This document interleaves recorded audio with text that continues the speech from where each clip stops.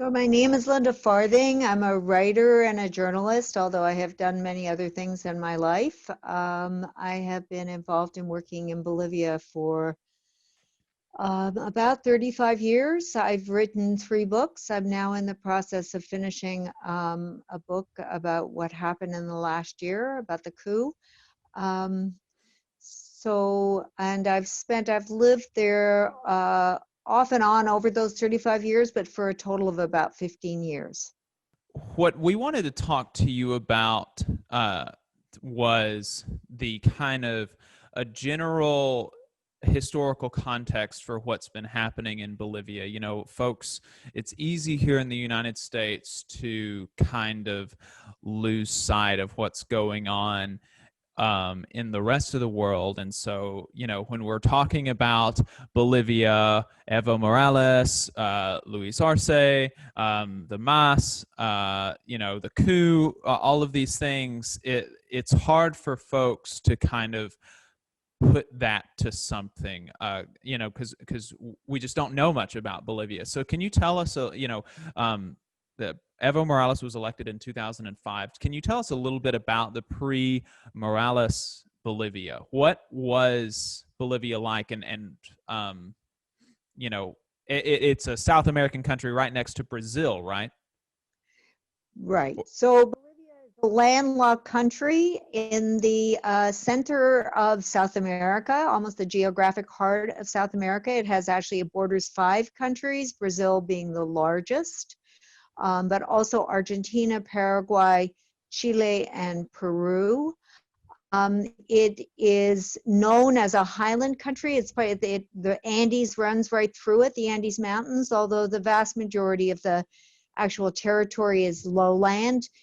Towards the north, it's Amazon. It's a very intense Amazon jungle, and to further south, it's still tropical, but dry and scrubland and more desert-like. So, and then as you go up the hill towards the mountains, you come to high valley areas. And then when you get up to the highest part of the country, La Paz is at about 13,000 feet, the capital city. You have an area which is a very large flat plateau, which is called the Altiplano, which is actually second in size in the world only to the Tibetan plateau in terms of being a very high, dry plateau area.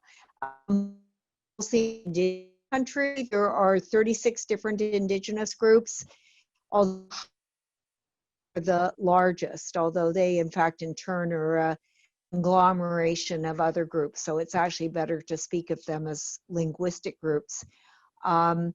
It's a very ancient civilization. It's the highland Bolivia. It's considered one of the cradles of civilization, 6 cradles of civilization in the world. There are 2 of those in the Americas. One is the Mayas in the Yucatan in Mexico and into Guatemala and Belize, etc. And the other is the Andes, the Peruvian, Ecuadorian, and Bolivian culture, obviously before those borders existed. It was invaded by the Spaniards in the 15th, I guess 16th, beginning of the 16th century. And what drove that invasion very quickly, the Spanish overthrew the Inca, nothing like gunpowder, and was that there was the discovery of large amounts of gold, and then at Potosi and large amounts of silver. So that it was the most important silver mine in the world in the mid-16th to mid-17th century, and arguably was a very key factor in driving the Industrial Revolution in Europe. All that money went to the Spaniards, who in turn the Spanish kings, who in turn owed it to Dutch bankers. So there's an argument that in fact it provided the capital to push the Industrial Revolution. This, of course, was done at great cost in the Andes, as it was in Mexico. enormous numbers of indigenous people died. The people in highland Peru and Bolivia and Ecuador were settled agriculturalists. They weren't nomadic peoples. They lived in villages and towns, and so there was a greater density of population, and they had also had pretty serious empires for at least 2,000 or 3,000 years that had risen in different parts of the Andes and then for various reasons collapsed. So I'm trying to think now, the Spaniards were there for, from that period in the early 16th century until the Wars of Liberation, or the war which happened throughout the Americas, starting in the beginning of, in about 1800. And the first country in the Americas to free itself after the United States from colonial domination was Haiti. And then it quickly spread throughout the rest of the Americas, led in no small measure by Simón Bolívar, who was the Venezuelan, who really believed and was from, who was an upper class Venezuelan, but he was not a Spaniard. And so what the revolutions, the rebellions at that time did in South American countries was that they replaced the Spanish crown with a local elite who were in fact of Spanish origin, who for the most part had not mixed with the local inhabitants, and so had pretty much pure Spanish blood, not completely, but to a great degree, and established themselves as the new rulers of these countries, these newly constituted countries. I mean, Bolivia was called Upper Peru for a very, very long time, and in part was established as a buffer state, actually, between Argentina and Peru, that were sort of the regional powers at the time. And it became a republic in 1825, very unstable, still very much dominated by the ebbs and flows, particularly at that time of silver. And then subsequently, a huge boom in tin. It was all early part of the rubber boom from Brazil, so that to develop lowland, especially the northeast lowland parts of the country. And then after tin had its sort of rose and fell, then the next real commodity, so the country has really been driven economically by commodity boom. And then after tin collapsed basically in 1985, excuse me, the next after that has really been natural gas in terms of commodities. The country was the second after Mexico in having a revolution. You had this indigenous majority, most of whom were living in serf-like conditions. I mean, not slavery, but serf-like conditions on large estates controlled by that elite population, for the most part, light-skinned European heritage population. There was basically a mining oligarchy that controlled the country really for their own interests, and a growing middle class. And a growing middle class managed to make common cause with miners, who were by this point unionized, and with indigenous people on these landed estates, and through this mining oligarchy. And in 1952, and which was a really significant event, because that was the point in which indigenous people and women got the vote, and these haciendas were broken up, and indigenous people in the highlands and the valleys were given plots of land. The haciendas were divided among them. So that really significantly changed, and the mines were nationalized. So all of those things really changed the internal dynamic. The revolutionary period went on for about 12 years under a great deal of pressure from the United States, that initially was most interested in Bolivia's tin reserves. They rearmed the military, who subsequently had managed to pull off a coup in 1964, and that coup lasted until 1982. And the organized workers, the miners, led by the miners, and to at various points, indigenous peoples, organized indigenous peoples, managed to force out the military, and there was a return to democracy in 1982. And the country has been, I would say, except for the last year, it's had some very wobbly transitions from one government to another, but it has been largely democratic. And in 1985, after the crash in the price of tin, there was a imposition by the IMF and the World Bank, or an insistence, perhaps if you want to make it a little lighter, that Bolivia adopt the same kind of neoliberal social policies and economic policies that were very popular, that were promoted by Ronald Reagan and Margaret Thatcher, which was the concept of reducing government and privatizing government services as much as possible. Well, of course, in a country that really didn't have a government, it had no government really to privatize. I mean, I guess there were the mines, which by constitution they couldn't privatize, although they did manage to carve chunks of it off and sell off chunks of the mining sector. But in terms of privatizing government services, at least, this was almost impossible, or there was very little government to privatize. And the impact of neoliberalism on a country like Bolivia, that was already the poorest in South America, was devastating. And this combined with the collapse of the tin mining sector and the firing of 30,000 miners, which happened at the same time as a massive drought throughout the highlands and the valley areas. And so between these two events and the imposition of neoliberalism, there was people flooded to the cities because they couldn't survive in the countryside. There had been a trade liberalization, so there was no sort of protection for farmers at all in the country, who were all at that point very much still farming by hand. I mean, without tractors or any kind of sophisticated tools, and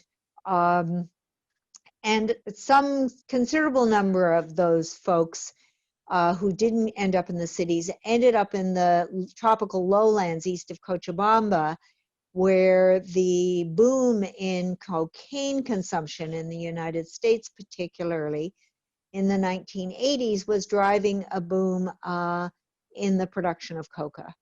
And so a large number of them went there, particularly the miners, who were very politicized and had a great deal of organizing skills, began to organize against the U.S. financed war on drugs. And so the next large social movement in Bolivia was in fact based in the cocoa grower, among the cocoa growers. So it was a rural-based movement, which was the first time that had ever happened.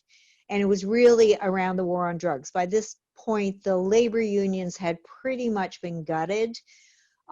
They were led by their statutes by miners, and I have a feeling they may still be.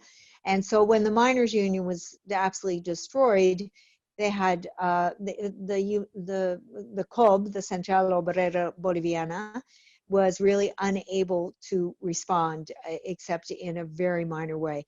So the cocoa growers. What time? This would be in the late 1980s. And so then the cocoa growers, during the 90s, the cocoa growers came to the fore. This was still, neoliberalism was still very much in force. And that was where Evo Morales came from. He was a cocoa grower leader, and he rose to become the leader of all of the cocoa growers in the Chapare and in this area, this cocoa growing region east of Cochabamba. And at some point, one of the things, the tenets of neoliberal governance is decentralization. And so they began to decentralize to the level of the municipalities, and they formed the country into municipalities really for the first time. And so in the Chapari region and a couple of other areas as well, coca growers ran for mayor and they won. I mean, they won hands down. And so there was a way in which that was a process where historically government belonged only to elites, and working class people, the only ways in which they could really influence the outcome of what government would do was to march in the streets. And but then with this process of them becoming mayors and being in charge of municipalities and actually having budgets, they started to gain experience in administration, and they started to see government, I think, increasingly as a way, as a mechanism that they could actually make change, that they had the numbers, that if they could make democracy be treated as democracy and avoid having votes bought by whatever political party it was, that they could actually take over political power. So they formed a party in the mid-1990s, which is the MAS party, which is Evo Morales' party, and they managed to get a couple of senators or several natural senators elected by the late 1990s. Right, and this is something that Ollie touched on in his interview. Was that when we talked to him, was that the MAS is not like political parties here in the U.S., but it's a coalition of different social movement organizations like the labor unions and the indigenous movements and things like that. And you know, one of the things that we asked him was, you know, what should the labor movement and kind of left-wing type folks who want to see action politically along the lines of what Evo Morales has done in Bolivia, what lessons should we take? He said one of the lessons to take would be what the MAS did, which is to build trust in it as a social movement and win gains for people. Like, and you can't just run for office and expect and say the right, even just say the right thing and expect people to vote for you. You have to kind of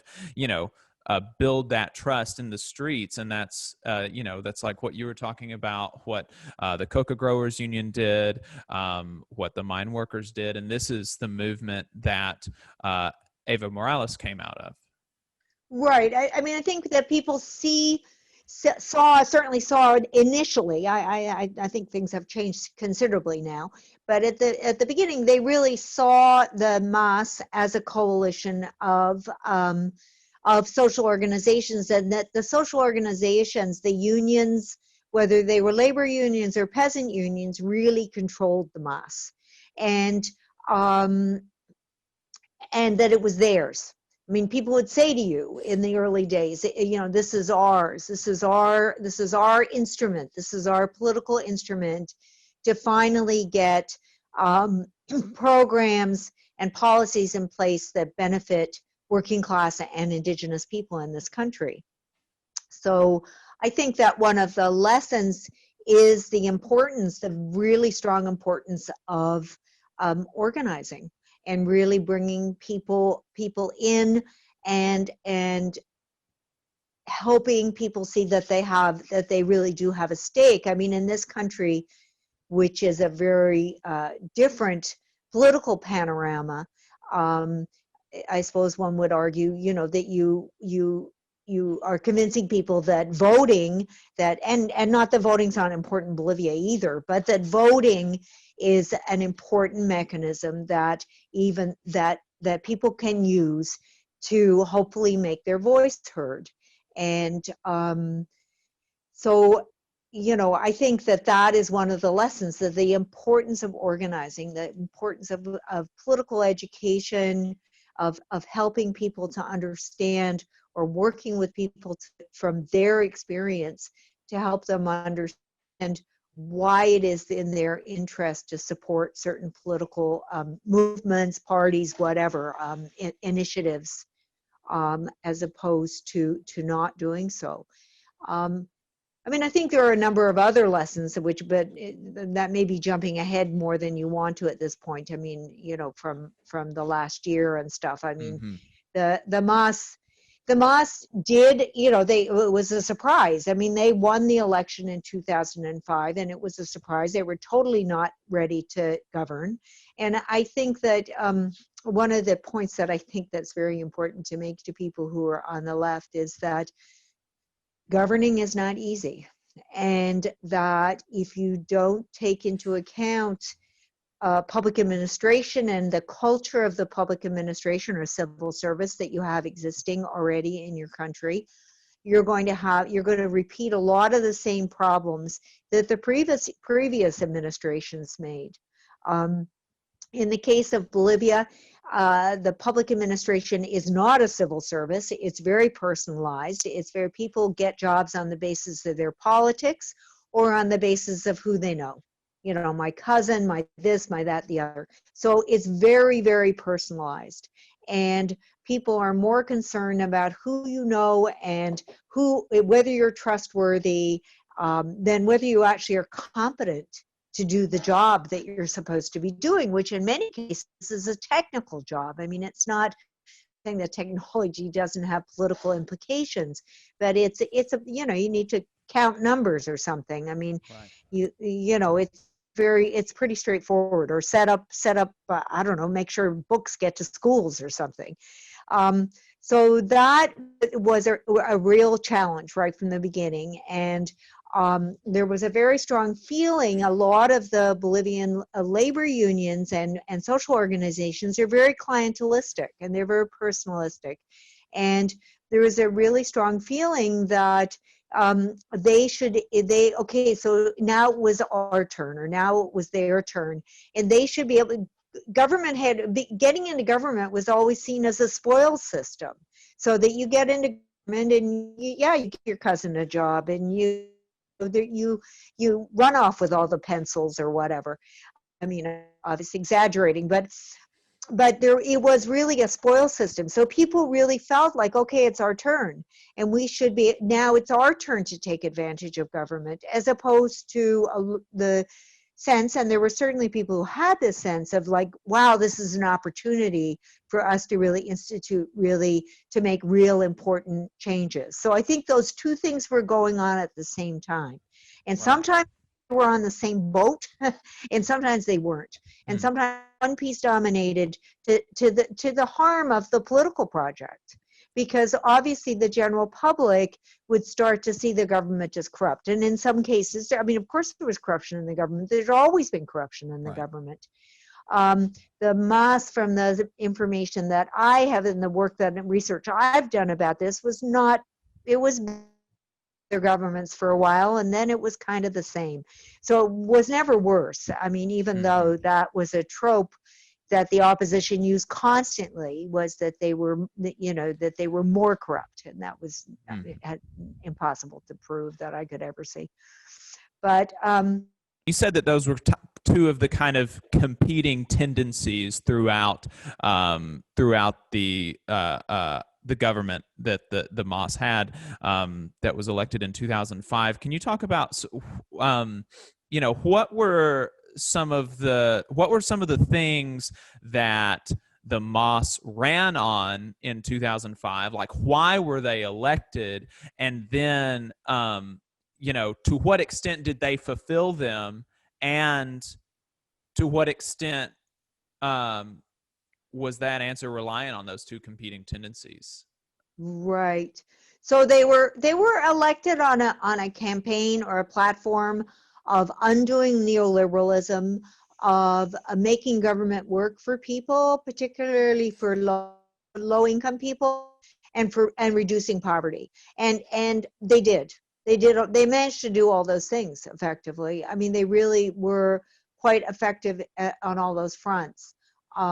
They introduced a social welfare system that provided small stipends to like pregnant women, children who stayed in school, and the elderly, which were very small, but for very poor people made a huge amount of difference in terms of being able to feed themselves and take care of their families.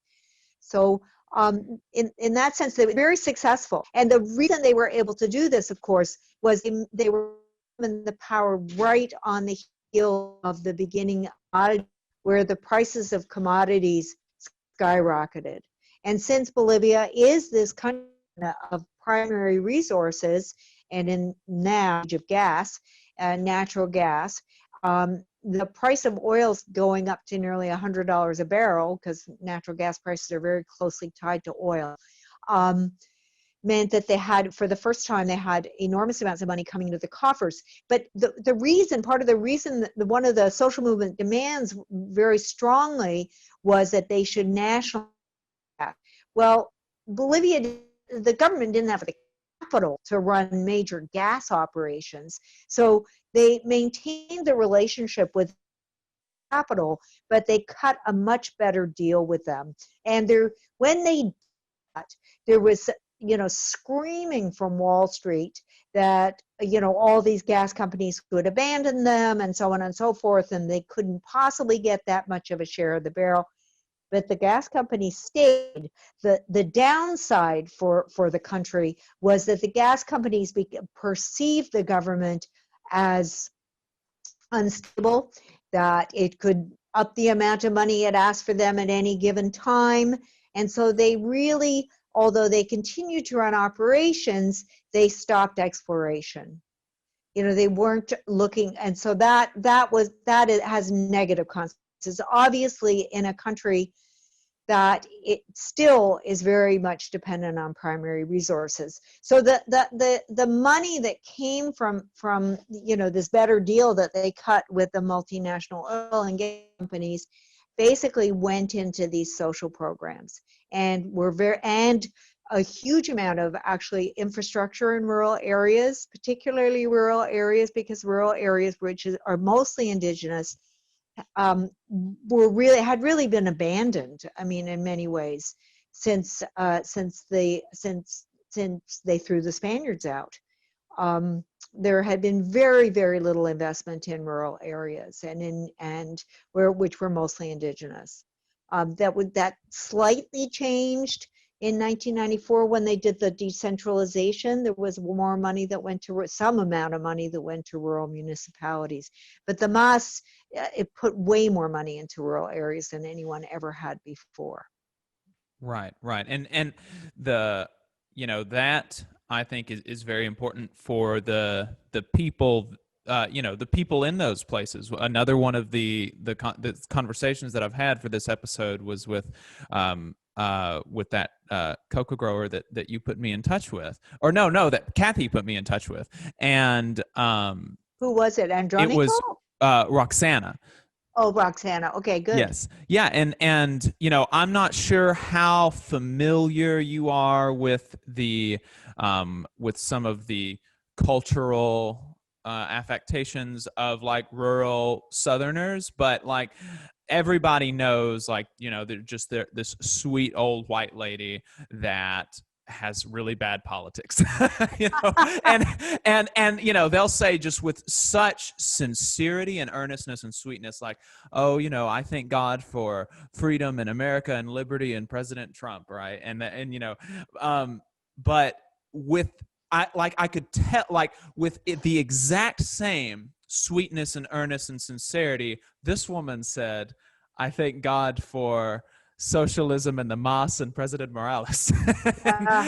and it's just a completely kind of different thing. So could you I'm not sure how data driven or how much of the numbers that you have off the top of your head, but could you kind of quantify the real material gains to the extent that you remember I was just looking up the sites for it just a minute ago for the book. Let me see. Is it in this chapter? Yeah, because I think that would help. That would help folks understand the mindset of folks like that, because people here, they think socialism means economic devastation. And in fact, what it meant in Bolivia was the strongest economy that the country has ever had.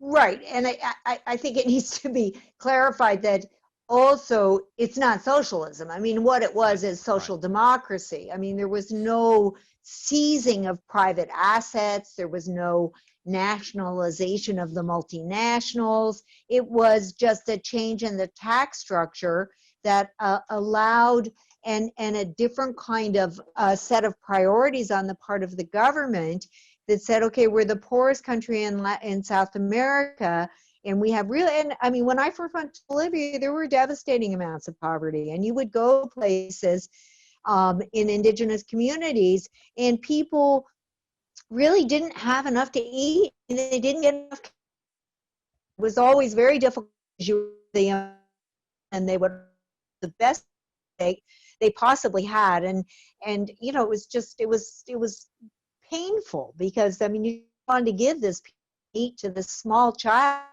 like looking at you with huge eyes, who is malnourished, and we saw a lot of it, and that, I mean, had improved. It did improve through the 80s and 90s to some degree. There was more resources that reached, especially when they did do that decentralization. There was more money that reached municipalities, and not in every municipality, but in a lot of municipalities, there were nutrition programs, and they were more effective.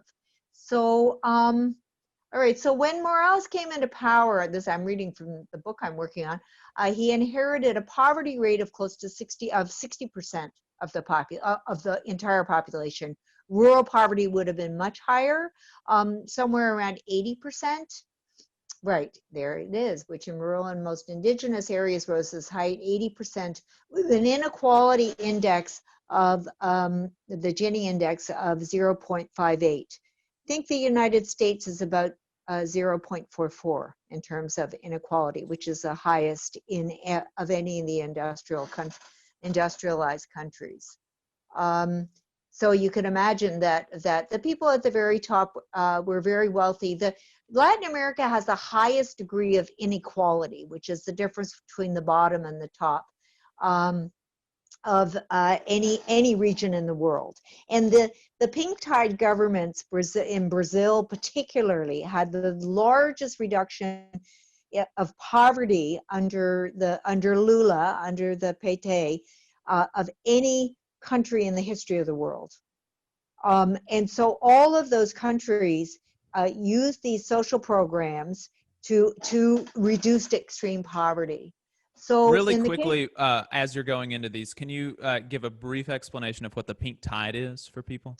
Okay, so the pink tide governments were these governments, various governments of the left, self-identified left. I mean, they all had very different kinds of political positions. None of them, however, I would call them all social democratic, some more radical, less radical, but all social democratic. They were not seizing the means of production by any stretch of the imagination.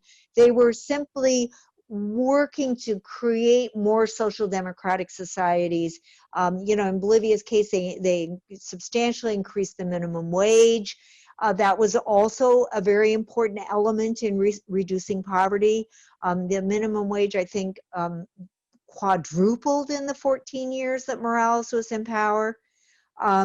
So those kinds of measures meant that of course, the economy was growing. So in fact, the people at the top actually did very well. It wasn't like their taxes increased. It wasn't like it was a pie and the pie was redistributed. What happened was the pie got bigger. But a lot of the benefits of the pie getting bigger were directed to the lowest part of the society, the poorest people in the society. So extreme poverty, I've got those figures, in Bolivia dropped from approximately 36% to 17%. And overall poverty, and when we say extreme poverty, we're talking about people who are living, I think it's $1 a day is extreme poverty in that context.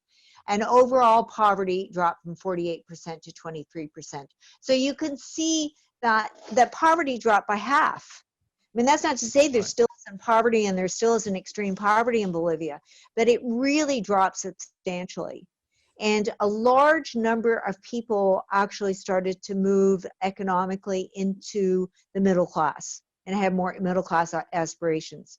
The downside of that is that now the streets are choked with cars, whereas they weren't before. You know, people buy cars. That's it. People first buy television sets, then they buy cars, you know, when they have more money in their pocket. So that's kind of the downside, right, in many ways. But it was substantial, and it was something that happened throughout Latin America, throughout all of those countries. It didn't face the resistance from the oligarchies, from the upper classes as much, because these are all kind of, especially Bolivia has really a pretty did have a fairly small middle class. You had, you know, tiny number of people at the very top and a lot of people sort of somewhere along the bottom, and not a lot of people in the middle.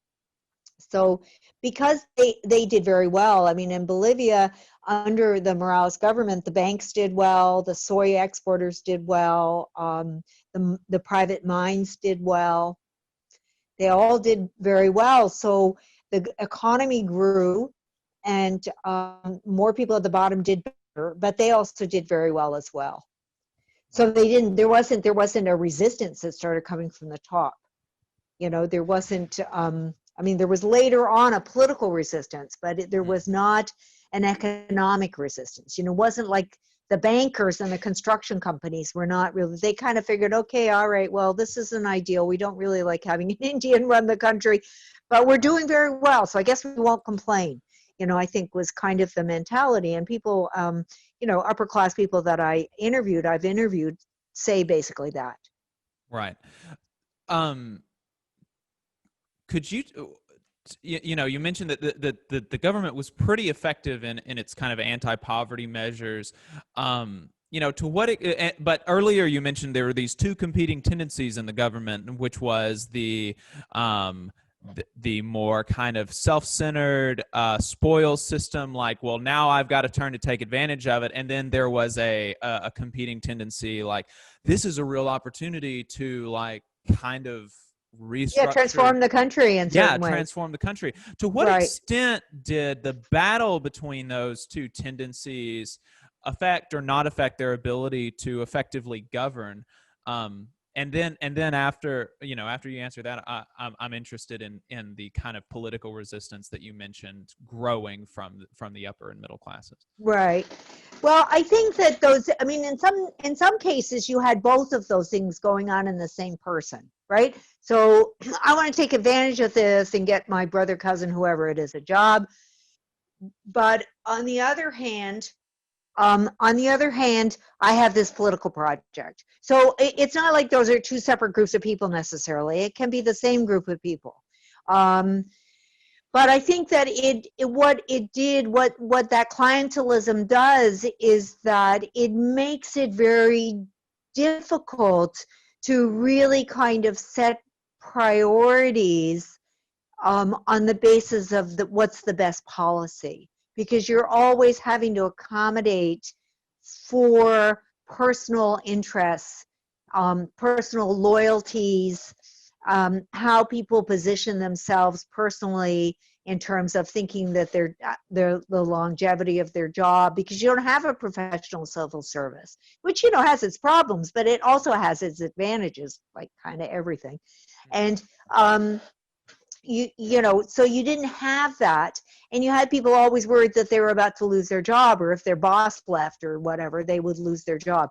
So this really kind of, I've interviewed a couple of people who are ministers who said, you know, all of this kind of jockeying for position ended up taking huge amounts of time and energy, and you had to make sure that you were positioned correctly. And so it meant that actually getting an agenda through was really difficult. And that was on the one hand. And on the other hand, you did have some number of people who remained in the government when, you know, they didn't go broad sweep and throw.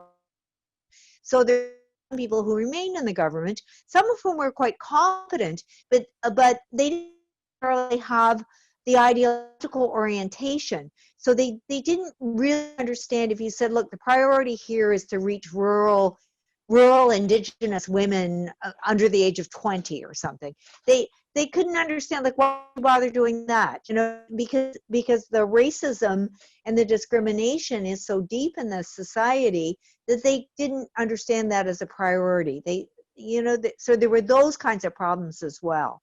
And some of them were just basically obstructionist as well. I mean, they were just very much against the project. All factors hinder the ability of the government. I mean, given all of it, it is actually totally remarkable what they managed to do, really. Because, you know, I always say this to people, this is the best government that the country has ever had. Far from perfect, lots of problems, lots of issues, but it is the most functional government the country has ever had.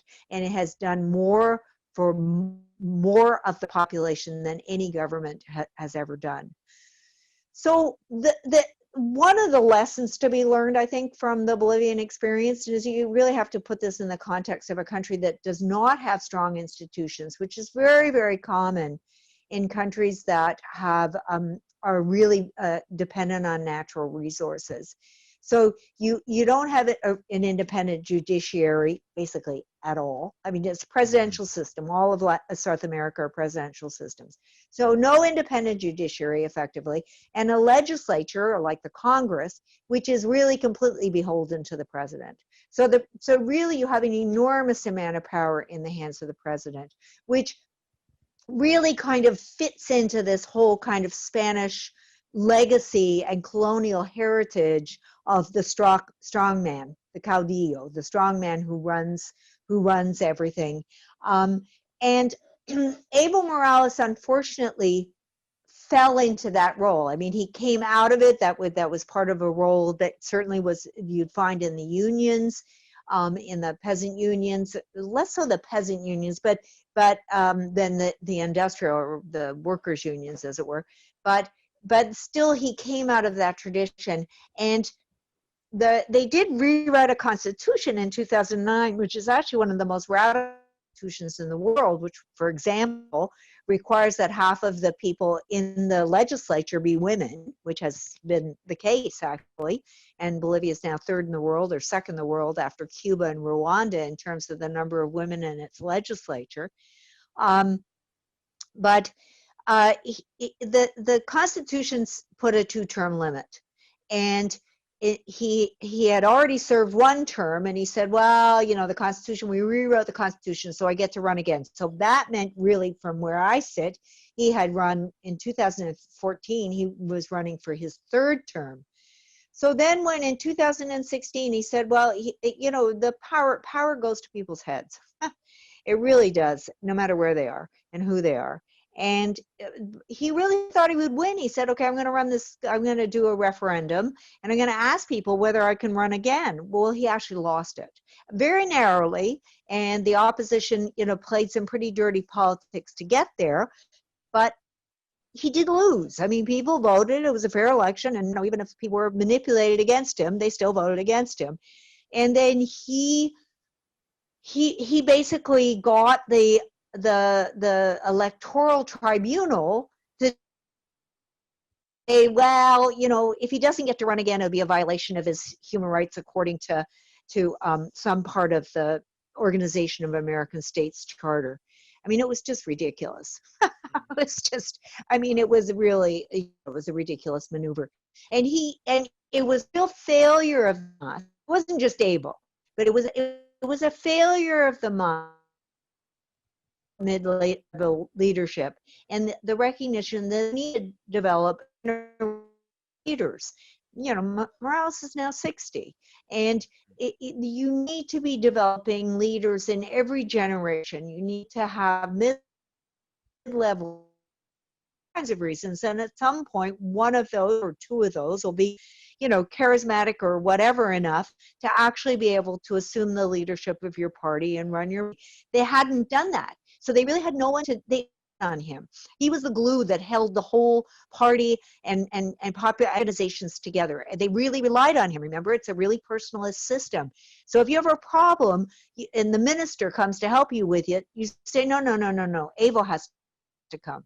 So it's a very based on very personalistic kind of, really coming out, I would say, out of a span of patronage. He is the patron. He is the owner. He's going to grant us the favors. That whole sort of mentality is very deeply entrenched in places that have had Spanish colonialism.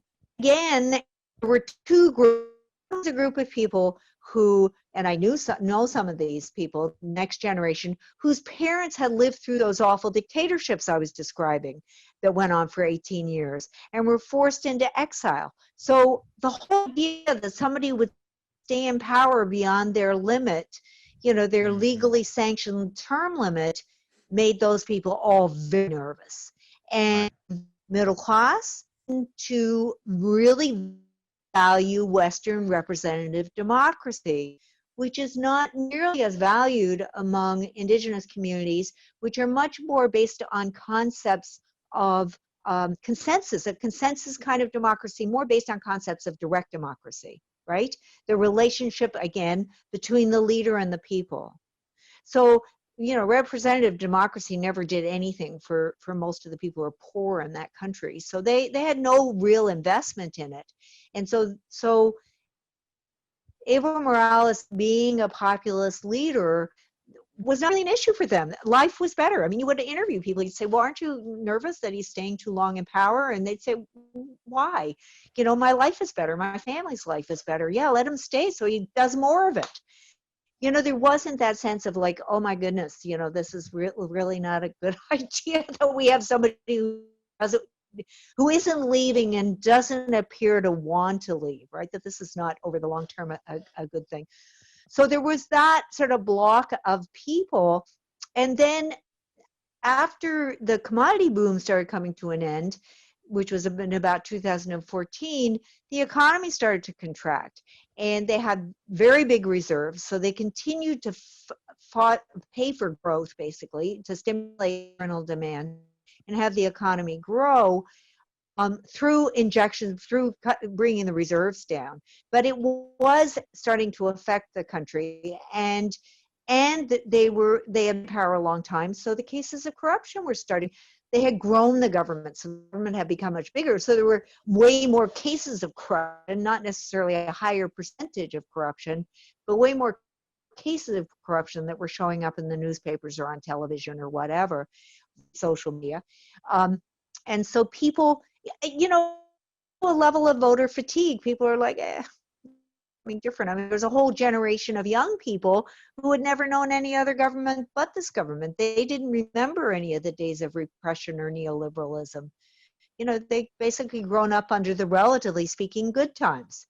So there were some of them felt like, oh, it'd be interesting to try something different. He's just been around too long, et cetera. Mm-hmm. So there were a number of different sort of currents that were going on. Some of them by one fraction of the right wing, the most conservative fraction of the right wing. The more conservative, a lot of the upper class had done so well under Evo Morales, they were just not going to get involved in it. It was just this, right wing faction of the business class, as it were, that really wanted him out for, because they're very racist and they didn't want an Indian in there, and, bring back the good old days when we were in charge and everybody did what we told, sort of Well, thing. I mean, I think that's kind of indicative of the way that Áñez came into the presidential palace, right? Right. She did. I mean, yes, because they took, so there was a popular protest, a middle class, large class, a lot of university students. I mean, people out in the streets in those demonstrations when I was out were under 25. Were not all from the middle classes. Some of them were from the new middle classes, right? Mm-hmm. Okay, you're going to go to university, or encourage their kids to go to university, become a professional as a means to ability. And a lot of those kids too. I mean, they certainly weren't wealthy. Um, and but that whole movement to say, no, you can't run anymore. You know, you've had your turn, let somebody else do it, really was hijacked by this far right wing. You know, Right. there were 2 days there was no government at all in the country. There was no president there at all. Right. And so it was hijacked by the far right. And Right. and they took over the power. I mean, because logically going to do some, allowed him, I mean, constitutionally they should have allowed him to serve out his term and then held elections right when his term was over and not allowed him to run. But they just posed him, and they put in Anya. We're the next in line. It surely should have been the person who came in second in the elections, right?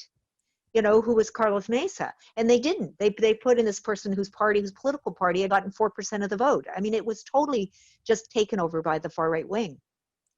Right, right. Well, and you know, and you know, there are some people here in America that are like, oh no, it wasn't a coup, and you know, that's just it. Like people are just really silly about it. Yes, of course, Morales should not have run for a fourth term, but the fact is that he did, and he won. And you know, there's been no substantiated evidence of voter fraud there, and so the fact is that even though the people wanted him not to run, he did, and then they elected him. So you know, Right. and so that's the fact. And then you know, there Áñez, like you said, whose party had 4% of the parliament, took over the presidency, and there was a coup, and there was just an incredible amount of human rights violations, which if you know much about Latin American dictatorships and coups, you see the pattern there. I would recommend reading Disaster Capitalism for some more on that by Naomi Klein. But Linda, I know that that we're running out of time. So for my last question, I was wondering if you could just talk to us about the resistance to the coup and the election of President Arce, and what your thoughts are for the MAS moving forward, because you mentioned that Evo Morales was very charismatic. He is very beloved among the Bolivian people and really just had a way with folks in a way that I'm not sure that I'm seeing Arce have. So you know, what do the next few years and the next decades hold for the MAS, for their relevance in Bolivian politics and for Bolivia as a country? Right. So after the coup, it went through a year of repression. A lot of it directed at people who were involved in the MAS or supporters of the MAS. I mean, including Arce. I mean, when he came back, he had been named as the candidate to run against, and he got off the plane. I was just reading about this today. I mean, I knew that it had happened. I looked it up, and he had got off the plane, and they gave him a whole lot of legal citations, saying that, you know, he wouldn't be. They were challenging his right to.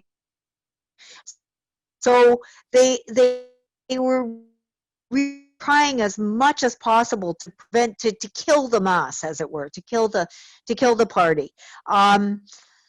The elections kept getting postponed for the coronavirus, for reasons, or ostensibly for reasons of the coronavirus, which are totally understandable. You're in a place where you don't have mail-in ballots, you don't really have a viable postal, so that, or you can't do online voting or whatever. I mean, none of these things were really viable. You have to vote in person. So to a certain extent, this was totally understandable. But at some point, it became very clear that she was using that as a cover. She was using the coronavirus as a cover to continue this persecution and to prevent elections. And because at that point, she had become a candidate. She had announced herself as a candidate. And although she did withdraw in September, but she was a candidate.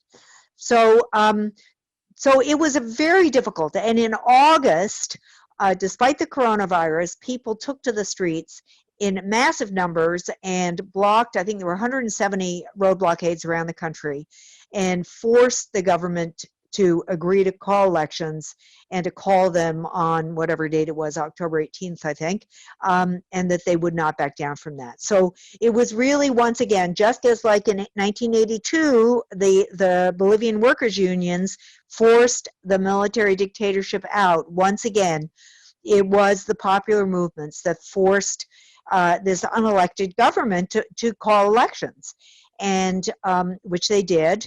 And Arce and Choquehuanca won with a percentage of the votes that was higher than Evo got last year. Assuming the elections last year were not fraudulent, which I think at this point it's pretty clear they probably weren't, or if there was, it was within a fairly, standard range, or minor range. It's interesting to note there are no international standards for what a fraudulent election is, so it's a very subjective judgment by the people who are doing the election monitoring. So it was clear that the population at large, I think, certainly didn't want Áñez and her crowd back, or Carlos Mesa, wanted the MAS and wanted the MAS programs, but they did no longer wanted Evo to be running the government. There was a generalized sense that he had to go, and people had been saying that. So Arce and Choquehuanca have a lot ahead of them. Yes, Arce is not a particularly charismatic fellow. He has a PhD from University of Warwick in economics, and he was really engineered that economic distribution of funds and programs that benefited the poor of the country. And so but he's not the charismatic vice president, has very deep in indigenous social movements, has a lot of movements. So that is actually a very good sort of balance in many ways to Arce. But Arce, I think, I mean, I've actually met the man several times. Well, I've met Evo a couple of times too. He is he's mild-mannered, but he is really keen on doing the right thing, and he really strongly believes that the policies that the MAS are instituting are the best possible policies for the country. He's not a politician, I would say, in a lot of ways. Do you know what I mean? I mean, he just doesn't do that kind of political dance that good politicians do to get themselves elected or become more popular or whatever. And I think part of the challenge will be that Evo just came back. He just got back, I guess, a week ago. He went back to Bolivia a week ago, and as you mentioned, there's a tremendous popular outpouring of support for him. And it's very difficult because within the party he has an enormous amount of support. But I think both Arce and Choquehuanca are very, very aware. And in fact, his vice president, Morales' vice president, when I interviewed him before the election last year, said, we need new leadership. And so the hope is that the MAS will be able to go through a process of self-reflection and really give space for young leaders to come up and really get the kind of skills and experience that they need to be able to carry this political process to the next level and really keep this process of change, viable and vibrant for a long time to come. Linda, thanks so much for talking to us. I really appreciate your time. I know we went a little bit over, but I really enjoyed the conversation. I think it'll be really informative. Good. Okay. Well, I'm glad to be of help, and I'm looking. Do send us. I assume there's a link to the show when you put it. So do send us a link, and I'd love to hear bits of it or share it with other people. I absolutely will. I'll do that. All right. Thanks, okay. Linda. Great. Thanks a lot. Good to talk to you, Jake. Ciao. Bye. All right.